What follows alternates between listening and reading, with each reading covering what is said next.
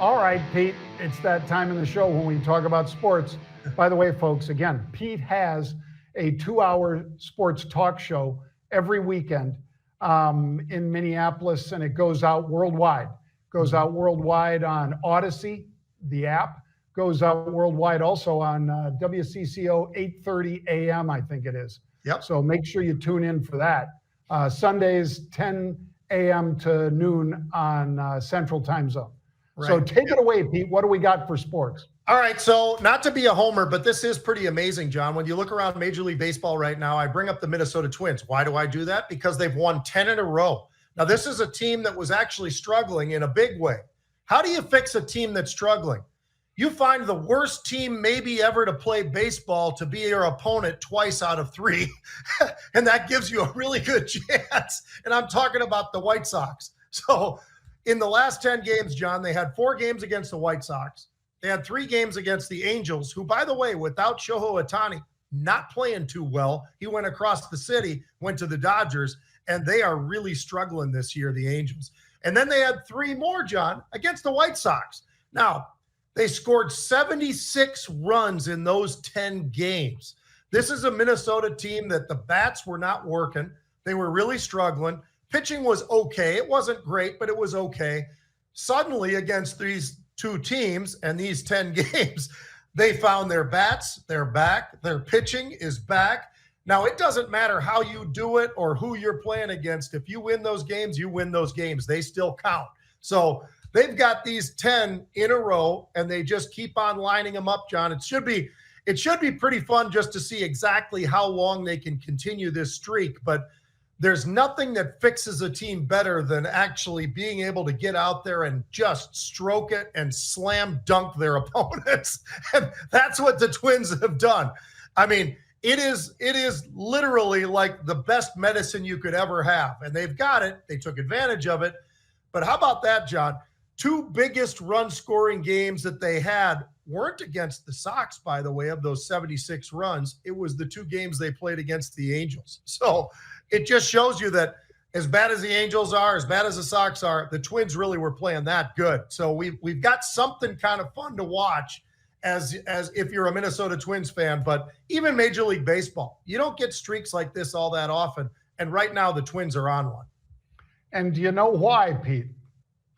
Why? It's the home run sausage. It is.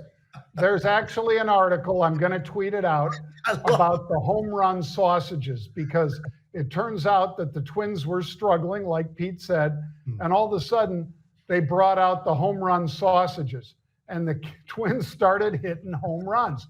And Google it, folks, or follow me on Twitter at John Nigerian or Pete, and you'll see it's the home run sausages. So those sausages are what's driving the Twins, and the fans love those summer sausages. And what's more Wisconsin, I guess that'd be the Brewers, or more Minnesota, the Twins, than a summer sausage? Right. The answer, nothing is more summer than that. They have some great food at that ballpark, John. Everybody's doing that now across all of Major League Baseball. I mean, it's phenomenal. It's almost like it's a competition. Who has the best and strangest food out there for the fans? And then they've got these packages now for like $36. You can go to a game, you get a great seat, you get limitless food. You don't get limitless beer, but you do pop and food, stuff like that. It's unbelievable. And it's working. So it's pretty cool. All right, John, I think we got to roll that tape, though, because Luke Kuechly is one of the greatest linebackers I have ever seen. And he had to have his career kind of cut a little bit shorter. He had a nice career, though, but he had a shorter career than he would like. This guy's a baller. He knows what he's talking about, and I think this video says it all. Yep, I always look at linebackers, and there's a guy that I loved watching for a long time up at NC State, Peyton Wilson. When you pop on the video and watch him, that's a first-round player the Pittsburgh Steelers just got. Look at that hit. Just have to praise my Lord and Savior. He's got a little speed, I'd say, huh? Trials and tribulations. I don't think that I play the way that I do. I don't think I run around with my hair on fire. So I play every single play like it's my last. I'm literally willing to die on that field. Take a look at these hits. I mean, he's big, he's aggressive, fast, runs a fofo. He ran a kid down in the game and hit 23.4 miles an hour on the GPS. That's the fastest we've ever had at NC State. You guys run at 23 miles an hour. He's in the 4.4s, and he's been super productive, and he plays really hard. I mean, we could do a 5-10 minute highlight film. If you're asking me my opinion, you tell me I get 3 years of Peyton Wilson, you can have 8 years of somebody else. Just have to Well, pray, my Lord. And That's a where do you great think line. he went, Pete? I know you know, because it's right there down on our screen, Steelers U. Where do you think he went? Linebacker U. Some of the best linebackers in the NFL have played for the Pittsburgh Steelers. They've been blessed with that. Probably have a pretty good coach or two there too, Pete. But wow, what a player. And that'll make Tomlin a happy guy, Pete. Yeah, I think Tomlin knows what he's doing. He's always known what he's doing. Ever since he left the Minnesota Vikings, went to the Pittsburgh Steelers, the guy's career has been nothing but winning seasons. He's unbelievable to watch. Shoot, they were 10-7 last year, John, in a really difficult AFC. I mean, let's be honest. You got Baltimore and Buffalo and Kansas City and Jacksonville and all these teams. Yeah, Miami. You have all these great teams. And Pittsburgh's still there. They've been there. They're still with there. no quarterback, Pete. With no quarterback. You're exactly right. So here's the thing that makes them, I think, a really dangerous team this coming year. So when you look at them, John, they went defense and offensive line in a big way this year when they went out there and they're looking around, right? One of the kids, I mentioned a guy from just the other day, South Dakota State. I'm going to do it again. They got another kid, South Dakota State.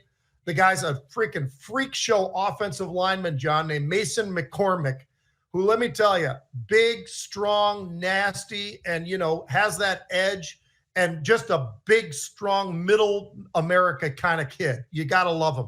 Then you got Roman Wilson, wide receiver out of Michigan. You got this linebacker, Peyton Wilson.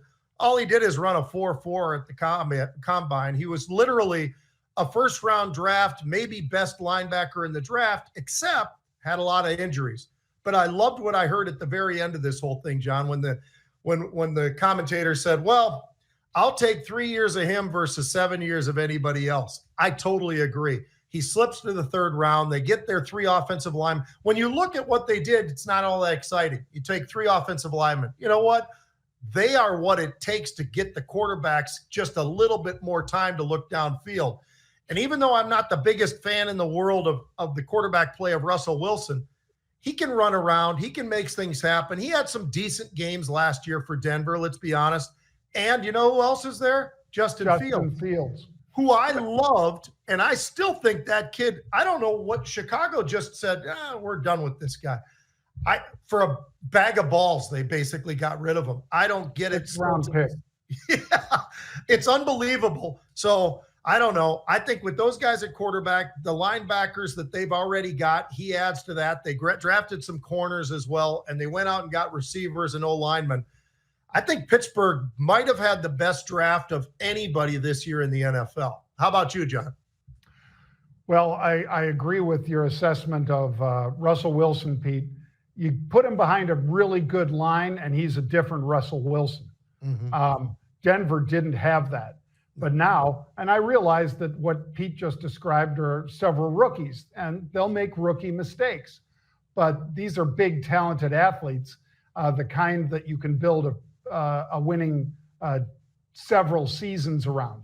Mm-hmm. And hopefully this kid, Peyton, is around for more than 3 seasons. And he certainly has the work ethic. If they don't get to his knees, Pete, or he doesn't get too many concussions, that kid could play for a decade. Yeah. And but like that was said, I'd rather have him for 3 years than a lot of these guys for 7, because he's a playmaker. What I like most about him, John, he's a playmaker. He's fast, he's strong, he's big. All that's great.